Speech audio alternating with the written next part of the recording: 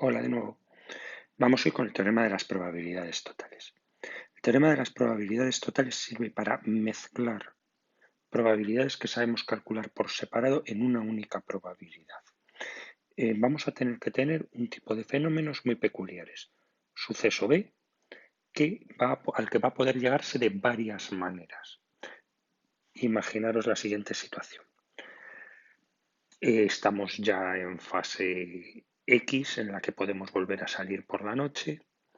Estamos muy a gusto con los amigos y queremos volver un poco más tarde a casa, así que vamos a llamar por teléfono para que nos extiendan la hora del toque de queda. ¿Cuál es la probabilidad de que nos extiendan la hora del toque de queda? Claro, para que nos extiendan el toque de queda, vamos a poder llamar por teléfono a casa. Y en casa nos va a poder coger la llamada papá o nos va a poder coger la llamada mamá. Papá puede extendernos el toque de queda o no extendernos el toque de queda. Mamá puede extendernos el toque de queda o no hacerlo. Entonces, nos extenderían el toque de queda si nos coge la llamada papá y papá nos lo extiende, o si nos coge la llamada mamá y mamá nos lo extiende. ¿Cómo juntamos en una única probabilidad estas dos? Teniendo en cuenta que puede coger el teléfono papá o mamá y hay una cierta probabilidad de convencer a papá que no tiene por qué ser la misma que la probabilidad de convencer a mamá. No voy a ponerle números a este ejemplo, solo es para que os hagáis una idea de lo que estoy hablando. Tenéis un montonazo de ejemplos en la página 353.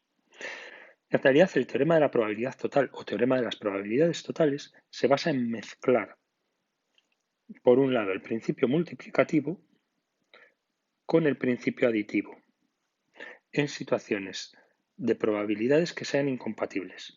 Es decir, nosotros tenemos un suceso B que nos extienda en el toque de queda, al que podemos obtener de diferentes vías, pero que son incompatibles. Es decir, si nos coge el teléfono mamá, no vamos a poder pedirle que se ponga papá para ver si nos extiende el toque de queda. Igual le parece mal y nos dice directamente que no sin escuchar. O hablamos con una o hablamos con el otro. Entonces, tenemos estas situaciones y el teorema de las probabilidades totales nos dice que la probabilidad de que nos extiendan el toque de queda será que nos extienda el toque de queda mamá más que nos extienda el toque de queda papá. He añadido aquí una serie de sumandos porque no siempre va a haber dos opciones, puede haber tres, cuatro o vete tú a ver cuántas. Lo más fácil para entender esto es que veáis los ejemplos de la página 353 y que os lo explique sobre estos cuatro ejemplos. Yo, que también están en la misma página. Bien, vamos a empezar por el 47. Ejercicio 47. Tenemos una bolsa que tiene 6 bolas rojas y 4 bolas blancas. Por tanto, cuando yo meto la mano y extraigo una bola, la probabilidad de que esa bola sea roja es 6 sobre el total de bolas, casos favorables entre casos posibles, mientras que sea blanca será 4 sobre el total de bolas. Tenéis que tener en cuenta, por si falta un dato, que siempre cada grupo de damas tiene que sumar suma 1, suma 1, suma 1. Eso es muy importante. ¿No podríais poner 3 quintos y 2 quintos? Sí, pero no se suele hacer, porque si ponéis 3 quintos y 2 quintos termináis perdiendo. Cuando vayamos a querer hacer el siguiente paso, si hemos simplificado, quizá nos perdamos. Es importante que el denominador es un 10, porque viene de que hay 10 bolas. Y no simplificamos en esta toma de datos. Ya simplificaremos luego aquí cuando hagamos las cuentas. Vale. Y ahora atentos, porque el proceso de este ejercicio es lioso adrede. De la bolsa hemos extraído una bola, pero esta bola, que puede ser roja o que puede ser blanca, no la devolvemos. Si sacamos una bola roja, dice que en el siguiente paso metemos una bola blanca. Mientras que si sacamos una bola blanca, en el siguiente paso lo que metemos es una bola roja. Entonces, atentos, si hemos extraído una bola roja, en la urna quedan 9, de las cuales 5 son rojas. Pero en este paso ahora, como la primera que hemos extraído es roja, añadimos una blanca. Por tanto, quedan 10, de las cuales ¿cuántas son rojas? Pues si había 5 y la que hemos añadido es blanca, sigue habiendo 5 bolas rojas. Así pues, aquí hay 5 de 10. Por el mismo motivo y teniendo en cuenta que esto suma 1, aquí necesariamente hay 5 de 10. Vamos a repetir el proceso en la rama de abajo. Estamos aquí y hemos extraído una bola blanca.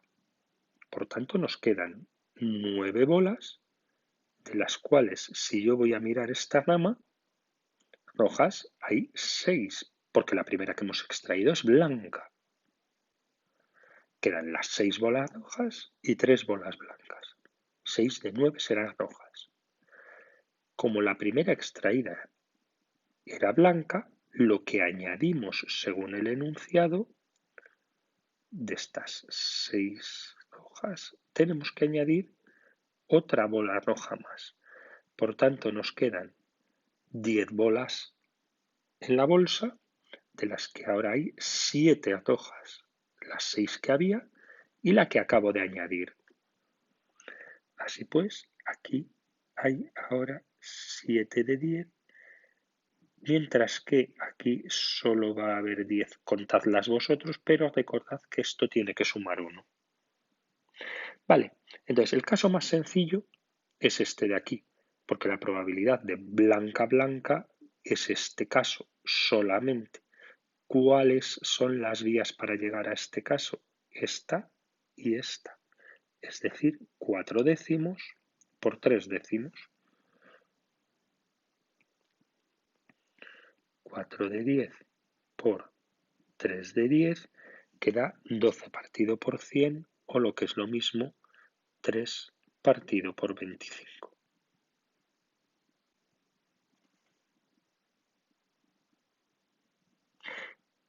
Esto no son probabilidades totales, esto simplemente es para repasar el concepto de principio multiplicativo.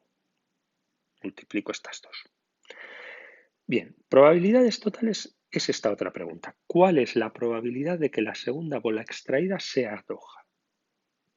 La segunda bola extraída será roja aquí y aquí.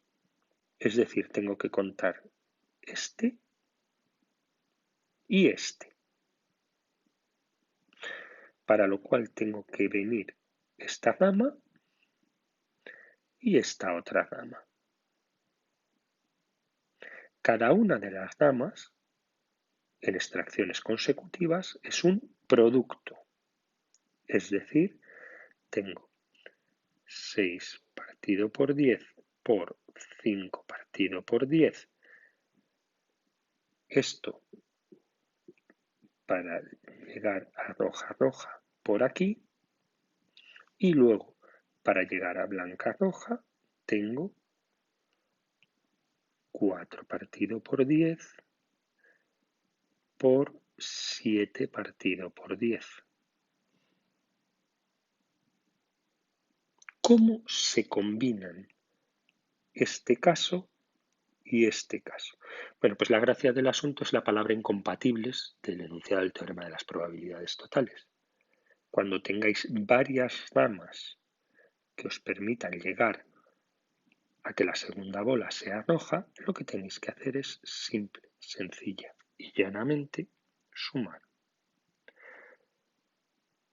Cogéis la calculadora y tenemos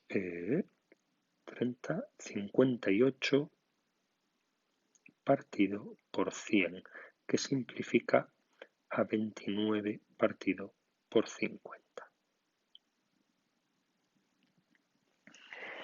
Vamos ahora con el segundo caso.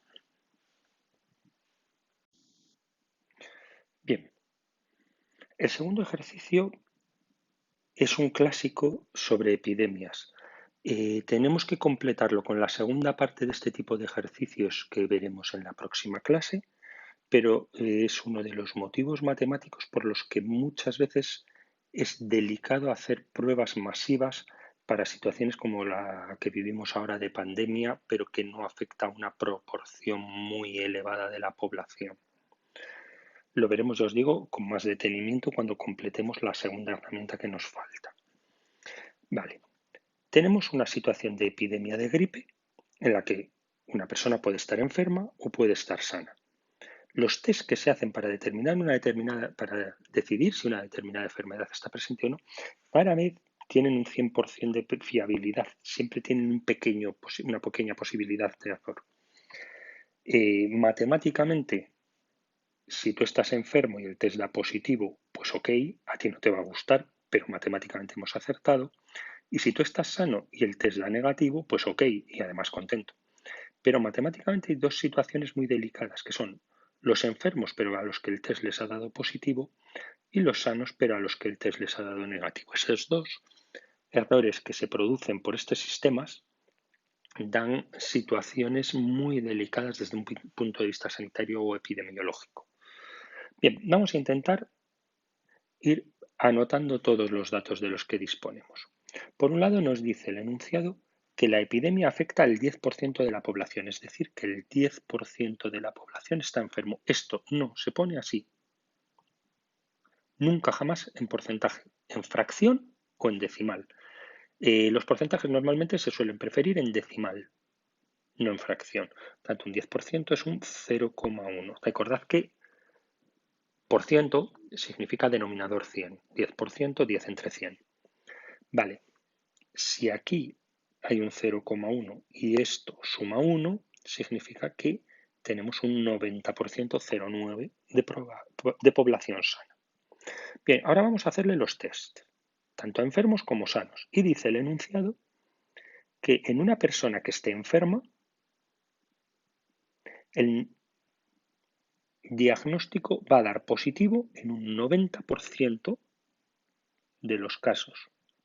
Y por tanto, se va a equivocar.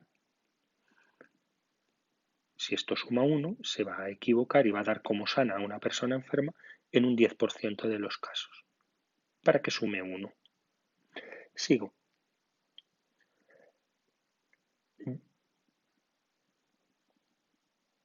Da negativo en una persona sana, da negativo en una persona sana en un 95% de los casos, es decir, esta rama de aquí es del 95%. Igual que antes, si esto suma 1, significa que el test se equivoca aquí y da como enferma a una persona sana en un 5% de los casos. Vale, ahora me pregunta cuál es la probabilidad de que si yo hago un test a esta población me dé negativo. Negativo sería este, pero también los negativos de enfermos. Es decir, tendría este camino 0,1 por 0,1 más este otro camino, que es 0,9 por 0,95. Es decir, con la calculadora hacemos la cuenta y aunque la calculadora nos dé 173 partido por 200 en decimal, los porcentajes los hemos en fracción, si los porcentajes los preferimos en forma decimal, vamos a contestar 0,865.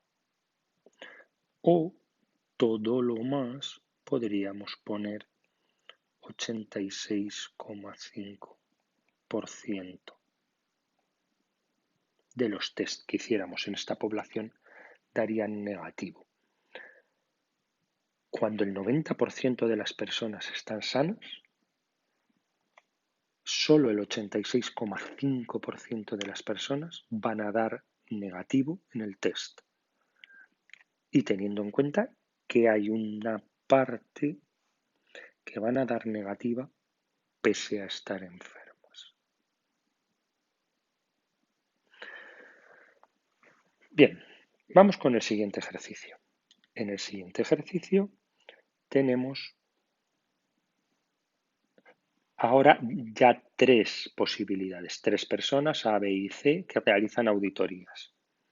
Tenemos que, según el enunciado, la persona A realiza el 30%, la persona B realiza el 45% y la persona C realiza el resto. Vale, pues cogeremos la calculadora y veremos que entre todas las ramas de aquí tienen que sumar 1. 0,3 más 0,45 más este número tiene que ser 1. Hacéis las cuentas y os sale 0,25. Bien, ahora me dicen que A, B y C cometen errores. He representado error con una E y no error, o sea, acierto, con una E con una barra encima. Cuando a un suceso se le pone una barra encima, significa no, no error. ¿Por qué no pongo acierto? Porque si pongo acierto se confundiría a la persona A con acertar. No debo hacer eso, es confuso. ¿Que no os gusta utilizar este símbolo de noé, no error? Pues buscad otra palabra. Buscar, por ejemplo, A falla y A acierta. Algo que quede claro. Y a la menor duda, escribid siempre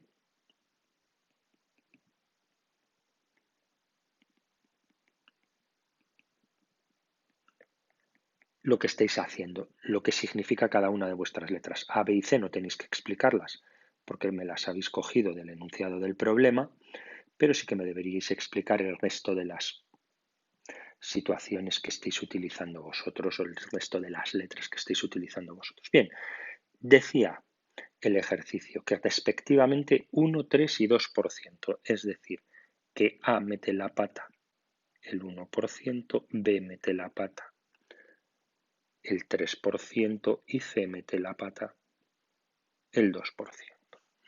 Completamos hasta 1 en cada grupito de ramas, así, es decir, aquí iría 0,99, aquí 0,97 y aquí 0,98 y nos preguntan por la probabilidad de que una cierta inspección, perdón, que no encontraba la palabra, no contenga errores, es decir,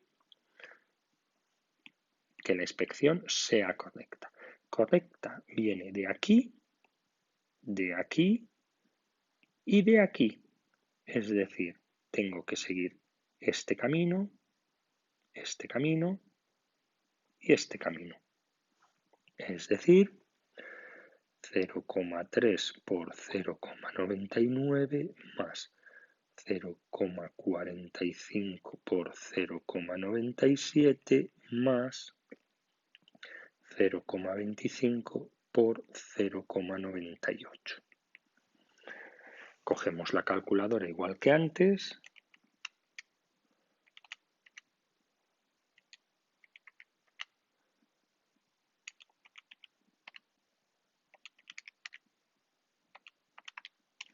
Y obtenemos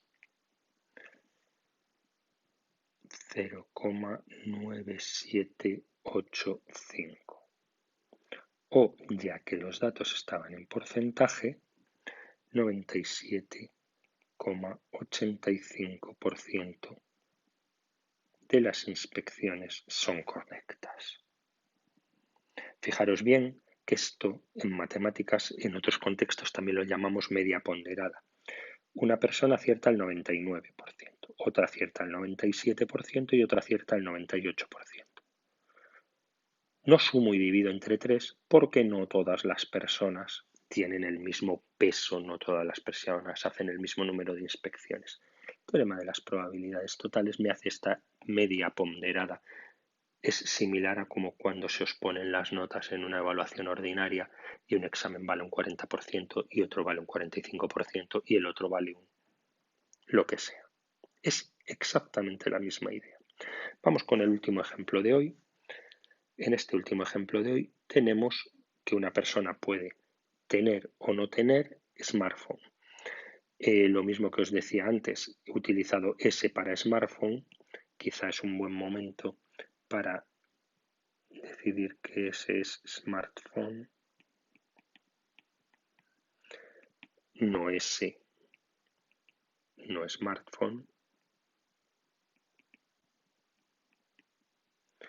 y es acceder a Internet desde el móvil. Y no I, pues no, acceder a Internet desde el móvil. Rellenamos las ramas. Como podéis suponer, este problema es muy viejo y no han actualizado los datos en la editorial, porque eso de que el 63% de los usuarios de móvil tenga smartphone está un poquitito desfasado. Eso nos dejaría un 0,37, o sea, un 37% de españoles con un teléfono que no fuera smartphone. Luego de los smartphones solo acceden a Internet, según esto, el 77%, así que tenemos aquí un 23% de personas que no. Y de los no smartphones, 8% accede a Internet y eso nos deja un 92% que no accede. Vale, hacemos otra vez lo mismo de antes. Para la probabilidad de que accedan a Internet tenemos este y este de aquí y seguimos las dos ramas y sumamos 0,63 por 0,77 más 0,37 por 0,08. Con la calculadora